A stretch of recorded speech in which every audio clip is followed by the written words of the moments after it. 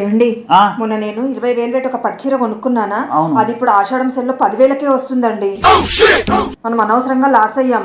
ఇప్పుడు ఒక పని చేద్దామండి, మీరు నాకు మళ్ళీ ఒకసారి 10,000 ఇవ్వండి. 10,000 ఇచ్చేస్తే నేను మళ్ళీ ఒక పట్టుచీర తీసుకొస్తాను.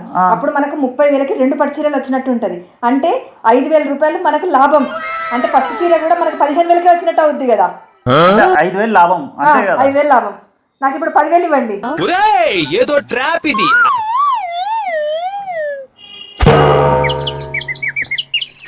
నాకు అర్థం కాలేదు.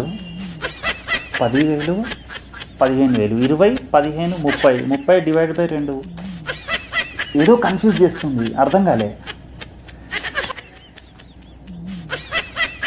సంధ్య, నీకు ఒక ఇంట్రెస్టింగ్ స్టోరీ చెప్తానే. ఒక ఊర్లో ఒక ముసలాయన ఉంటుండే. ఆయన ఎప్పుడో అరుగు మీద కూర్చుంటుండే. అయితే ఊర్లో అటు ఇటు పోయే పబ్లిక్ ఉంటారు కదా, వాళ్ళను అకారణంగా తిట్టి పెడుతుండే. అసలు సందర్భం లేకుండా కూడా తిడుతూ ఉంటుండే. అయితే అనుకోకుండా ఒకరోజు ఆ ముసలాయన చనిపోయిండు.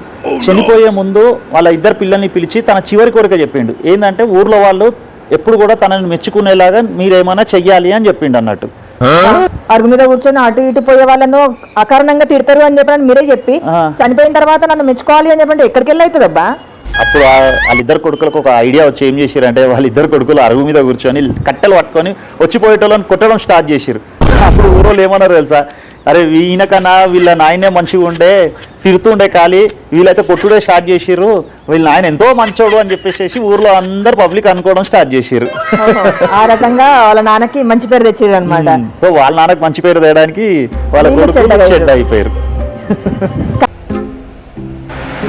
ఇదిగోండి మీ ఏటీఎం కార్డు, డబ్బులు.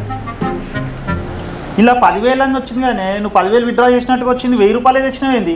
ఓ అదా, ఏం లేదండి. ఏటీఎంకి వెళ్ళి అమౌంట్ కొట్టేటప్పుడు 1,000 రూపాయలు కొట్టేటప్పుడు మర్చిపోయి ఒక 0 ఎక్స్ట్రా కొట్టినా, అది 10,000 అయింది. 10,000 వచ్చేసినాయి. అప్పుడు నేనేం చేసిన, మీరు తెమ్మన్నది 1,000 రూపాయలే కదా, అందుకే 1,000 రూపాయలు చేతులు పట్టుకొని మిగిలిన 9,000 అందులోకి నెట్టేసిన.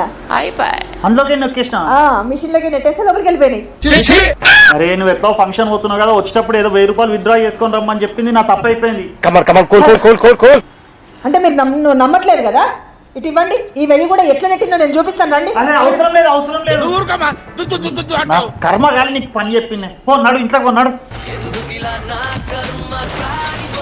దీన్ని చేసినా కూడా ఏదో ఒకటి అంటావు. ఏం చెప్పినా చేయనే చేయొచ్చు.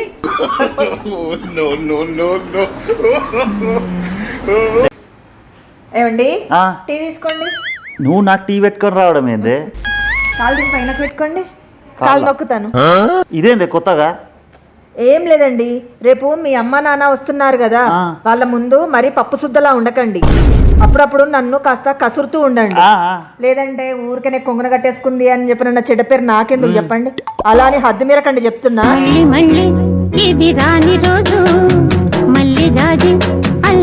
ప్రాక్టీస్ చాలు.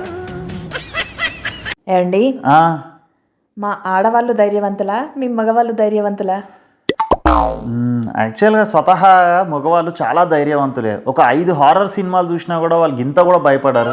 కానీ అదే భార్య నుండి ఒక 5 మిస్ కాళ్ళు వస్తే మాత్రం వణికిపోతారు తెలుసా, భయపడిపోతారు. అదే మరి ఫైనల్గా వచ్చేది ఏంటంటే మా ఆడవాళ్ళే ధైర్యవంతులని ఒప్పుకుంటున్నారు కదా. కరెక్టే.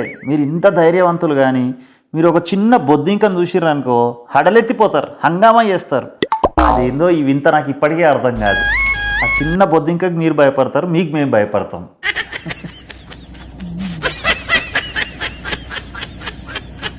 ప్లీజ్ సబ్స్క్రైబ్ చేసుకోండి.